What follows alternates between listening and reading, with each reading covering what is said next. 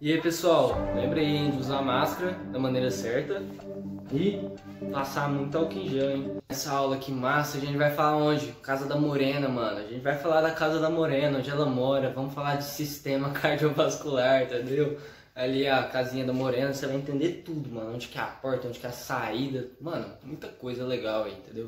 A primeira coisa assim, mais importante da gente ressaltar do sistema cardiovascular são os vasos sanguíneos, né? As artérias que levam sangue do coração para os tecidos e órgãos e as veias que fazem o caminho contrário, trazendo o tecido para o coração. As artérias elas têm maior calibre e são menos elásticas, né? O que gera uma maior pressão e maior velocidade do sangue, e as veias elas têm menor calibre e têm aí maior elasticidade, né? Bom, as arteríolas aí são ramificações das artérias e as vênulas são ramificações das veias. Capilares são vasos sanguíneos bem menores e têm a parede permeável, ou seja, permite as trocas gasosas serem realizadas. Certo, existem algumas estruturas no coração muito importantes para a gente identificar, que são chamadas os átrios e os ventrículos. Os átrios é sempre por onde o sangue chega e os ventrículos é por onde o sangue vai sair. Sempre quando você olhar para um coração gera muita confusão porque a gente está olhando de frente para o coração. Então, na realidade, para a direita está a parte esquerda do coração e para a esquerda está a parte direita do coração. Você está olhando de frente para ele. Você tem o átrio esquerdo, que é por onde chega as veias pulmonares. Ali é o sangue que acaba de chegar do pulmão oxigenado. Acabou de ocorrer a hematose, né? A troca gasosa entre O2 e CO2 no pulmão. E ali chega as veias pulmonares, o sangue cheinho de O2. Existem alguns movimentos chamados de sístole e diástole. A sístole é a contração do coração e a diástole é o relaxamento. Para que o sangue que chega das veias pulmonares entre no átrio, ele precisa estar relaxado, ou seja, ele precisa estar em diástole.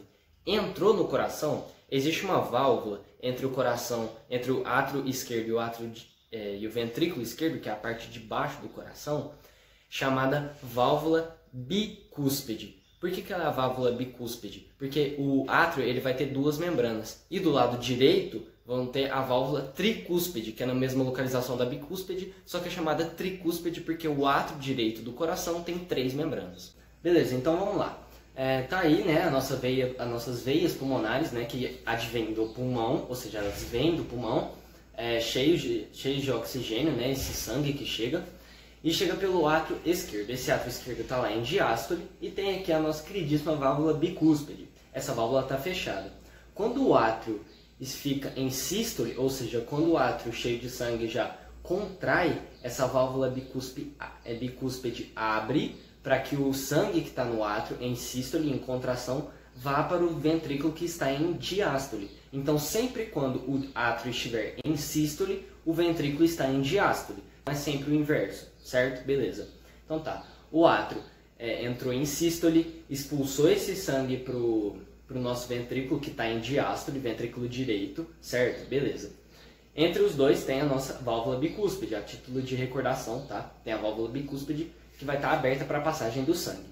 Nessa passagem do sangue existe a artéria aorta, que é por onde o sangue vai sair e ir para as regiões, né, que o corpo estiver necessitando, os órgãos e os tecidos, né? Então sai pela artéria aorta, que fica na região ali esquerda do coração.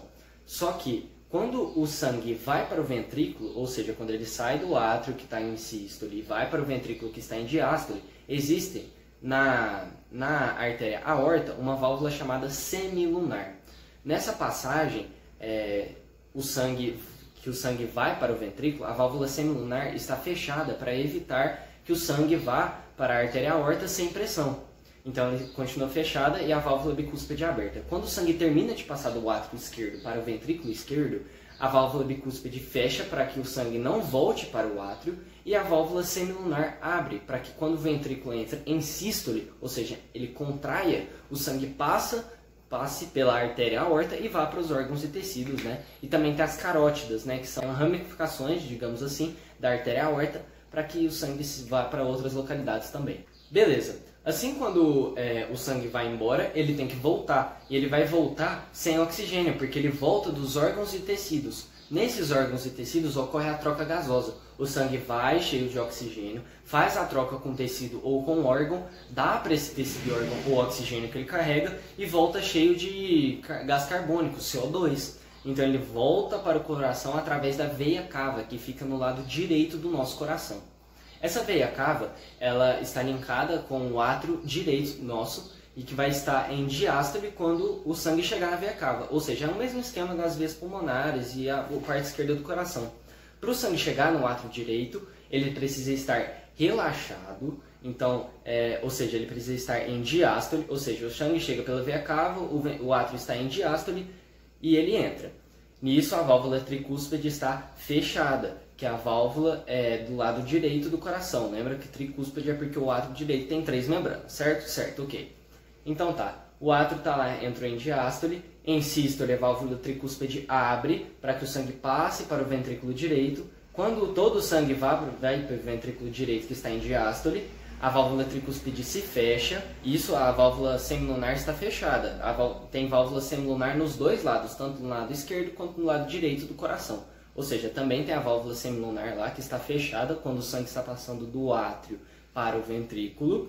E ela abre quando o ventrículo termina de receber todo o sangue do átrio, que ele estava em diástole, e o ventrículo entra em sístole. Ou seja, a válvula tricúspide fecha e a semilunar abre para que o sangue saia pela artéria pulmonar. Ou seja, que é a artéria que vai para o pulmão para que lá ocorra a troca gasosa nos capilares, que são os vasos sanguíneos com as paredes permeáveis que permitem essas trocas gasosas. É muito importante a gente ressaltar a chamada grande circulação ou circulação sistêmica, que é a circulação onde o sangue passa pelo ventrículo esquerdo, vai pela artéria aorta aos órgãos e tecidos, volta pela veia cava e encontra o átrio direito do coração. Então essa é a nossa chamada grande circulação.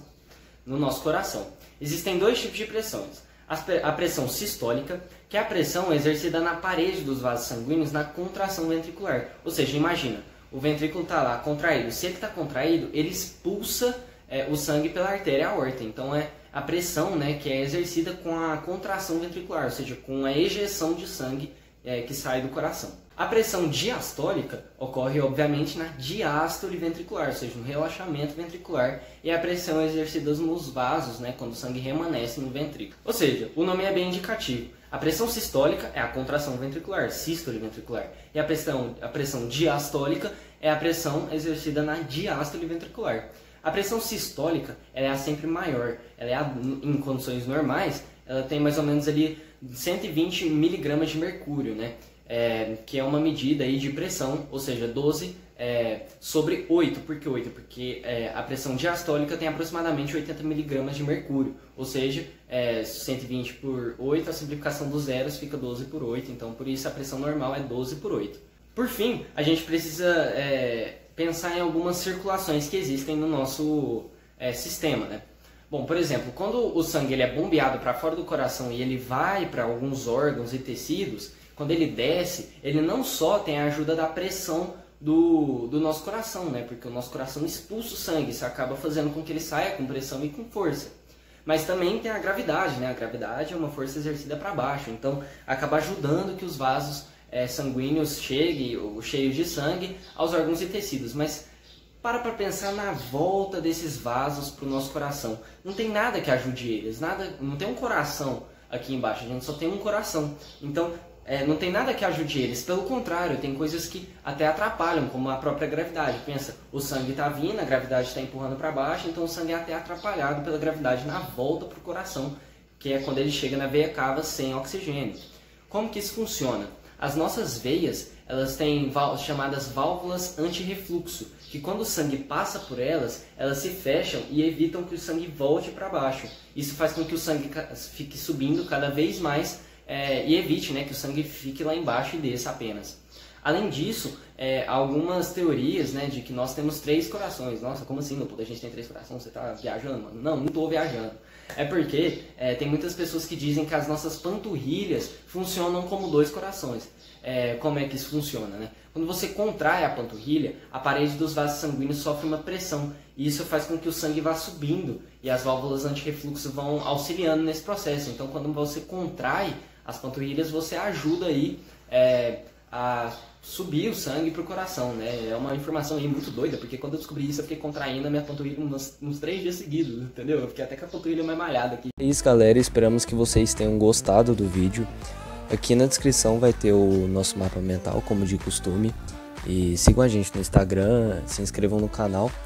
E até a próxima aula.